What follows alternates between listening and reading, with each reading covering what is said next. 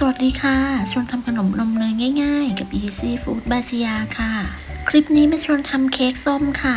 สูตรเค้กส้มนุ่มๆฉ่ำๆวิธีการทำง่ายมากเราไปลงมือกันเลยค่ะ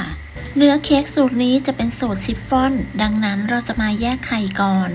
สูตรนี้ใช้ไข่เบอร์2-4 ฟองแยกไข่แดงและไข่ขาวออกจากกันโดยระวังอย่าให้มีไข่แดงติดไปในไข่ขาวที่สำคัญควรเลือกใช้เป็นไข่สดใหม่เค้กจะได้ไม่คาวเวลาตีไข่ขาวก็จะได้ตีขึ้นง่ายด้วย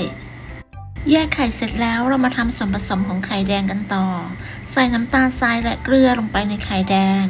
ตามด้วยนมสดน้ำเปล่าและน้ำมันใช้เป็นน้ำมันพืชน้ำมันคาโนล่า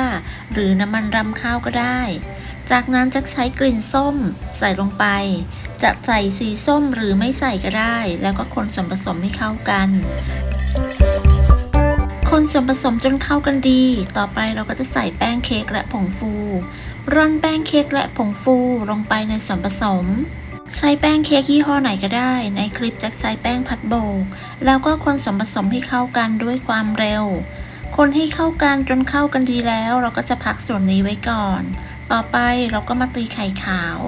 เปิดสปีดความเร็วกลางตีไข่ขาวให้ขึ้นฟองหยาบเล็กน้อยจากนั้นใส่ครีมออฟทาทาลงไปตามด้วยน้ำตาลทรายโดยแบ่งใส่น้ำตาลทราย 2-3 รอบแต่ละรอบก็ให้ห่างกันประมาณ 10-15 วิใส่จนกระทั่งน้ำตาลทรายหมดแล้วก็ตีไข่ขาวต่อจนกระทั่งไข่ขาวมีลักษณะเป็นสีขาวนวลเป็นริบบอนตั้งยอดอ่อนปานกลางปลายงองุ้มประมาณนี้ก็ถือว่าใช้ได้แล้วเสร็จแล้วต่อไปก็จะตีต่ออีก 30 วินาทีเพื่อเป็นการตัดอากาศ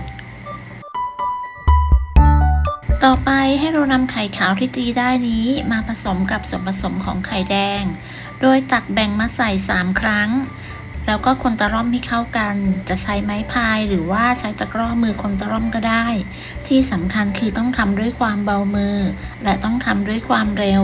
หากคนผสมนานไปอาจเป็นสาเหตุทำให้เค้กยุบไม่นุ่มฟูได้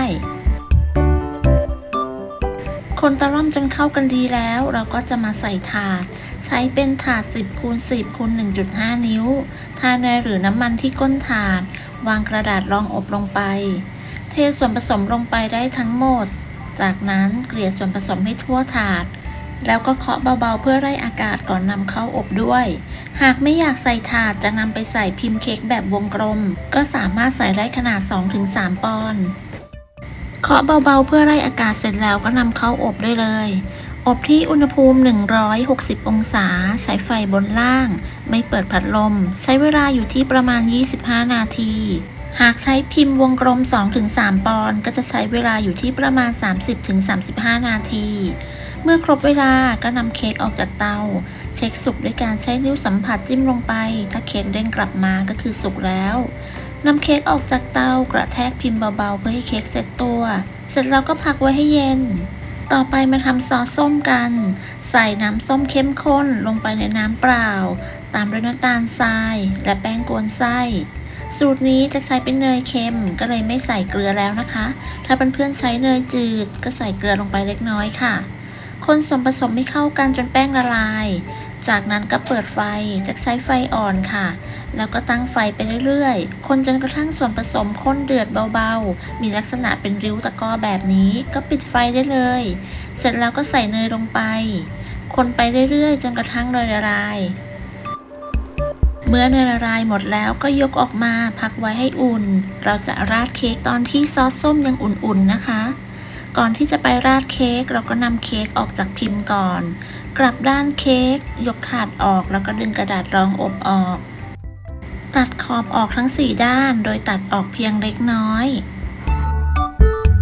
เสร็จแล้วเราจะมาตัดแบ่งใส่กล่องกันจะใช้เป็นกล่องพลาสติกเบอร์ E20 เป็นกล่องพลาสติกอย่างหนาสามารถปิดล็อกได้ด้วยขนาดประมาณ 3x4.5 นิ้วเป็นกล่องที่สามารถใส่ได้ทั้งเค้กแซนด์วิชและขนมอื่นๆจะตัดแบ่งเค้กออกเป็นทั้งหมด6ชิ้นแต่ละชิ้นก็จะมีขนาดประมาณ 4.5x3 นิ้วนำเค้กไปวางในกล่อง E20 แต่ละกล่อง แต่ละกล่องเราจะใส่เค้กประกบกันโดยวางชิ้นแรกลงไปก่อน จากนั้นให้นำซอสส้มที่เราพักไว้จนอุ่นราดลงไปตรงกลาง